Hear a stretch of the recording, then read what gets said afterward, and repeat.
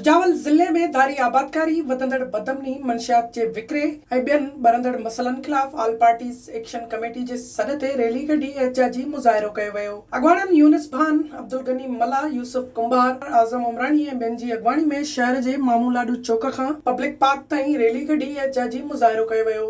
उन मौक़े ते अॻवाननि ख़िताब कंदे चयो त ज़िले सुजावल में धारियुनि जी आबादकारीअ खे कंहिं बि सूरत में क़बूल न कयो वेंदो। ज़िले जी सरकारी ज़मीनुनि ते मक़ामी माण्हुनि जो हक़ आहे। जेकॾहिं सरकारी ज़मीनुनि ते ज़बरदस्ती धारियुनि खे आबाद कयो वियो त ज़िले जो अवाम सख़्त मज़ाहिमत कंदो। उन्हनि चयो त पुलिस जी नाअहली ऐं अदम दिलचस्पीअ सबबि सुजावल में बदमनीअ जी बाहि भरी रही आहे, जॾहिं त मंशियात जो कारोबार सरेआम हलण करे नौजवान नसुल तबाह थी रहियो आहे। पर उन बावजूद बि पुलिस गहरी निंड सुतल आहे। एहतिजाज कंदड़नि चयो त कूड़ा डोमिसाइल जारी करे मक़ामी नौजवाननि जे हक़नि ते धाड़ो हयो पियो वञे। पाणीअ जी खोट सबबि ज़रई ज़मीनूं बंजर थी रहियूं आहिनि। अॻवाननि चयो त ज़िले जे बुनियादी मसइलनि जे हल लाइ ऑल पार्टीज़ एक्शन कमेटी पारां मरहलेवार जिदोजहद खे जारी रखियो वेंदो।